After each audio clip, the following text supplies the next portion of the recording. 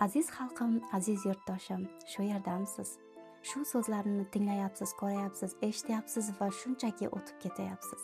Aslo o'tib ketishga shoshilmang, chunki bu yerda siz uchun kerakli ma'lumotlar, kerakli, foydali, eng foydali ma'lumot aslida shu yerda hisoblanadi. Barchani reelslarni kuzatasiz, qiziqarli, kulgili videolarni tomosha qilasiz. U sizga foyda keltiradimi, yo'qmi, uni siz bilmaysiz, to'g'rimi? Keling, bu so'zlarimga siz ham qo'shiling. Bu yerda barchaga, atrof muhitdagi bir-birimizga xizmat qiladigan, bizlar uchun xizmat qilayotgan insonlarga bizlar minnatdorchilik bildiramiz. Ular uchun uchta so'zimizni ayamasdan shunchaki duo qilamiz va siz ham bu so'zlarimga qo'shiling va ajrini Allohdan olasiz. Bu yerda siz uchun eng foydali ma'lumotlar bor aslida. Keling, bugun kimlarga ehson qilamiz deyapsizmi?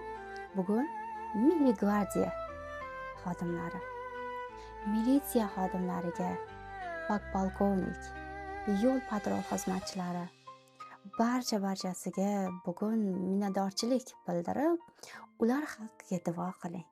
Ular haqqiga duo qilib, borligi uchun shukr aytaylik. Chunki ular bor, ularning xizmatlari yurtimiz uchun juda ham katta, mas'uliyatli va ahamiyatli ish hisoblanadi aslida. To'g'rimi? Ular bor, yurtimiz tinch, xonadonimiz tinch. Ularning xalqimizga qilayotgan ishini, ularning mehnatini qadrlagan holatda keling ularga minnatdorchilik bildirib keting. Shunga o'xshash reelslarimni ketma-ketlikda qo'yib boraman. Siz ham qo'shiling, siz ham tarqating, siz ham o'zingizdan yaxshi nom qoldiring, ehson qiling. Nimadir berib yoki nimadir qilib ehson qila olmasangiz, 3 ta og'iz so'zingiz asosida 10 ta barmog'ingizni birlashtirgan holatda shunchaki duo qilasiz, haqqiga duo qilasiz va ajrini Allohdan olasiz.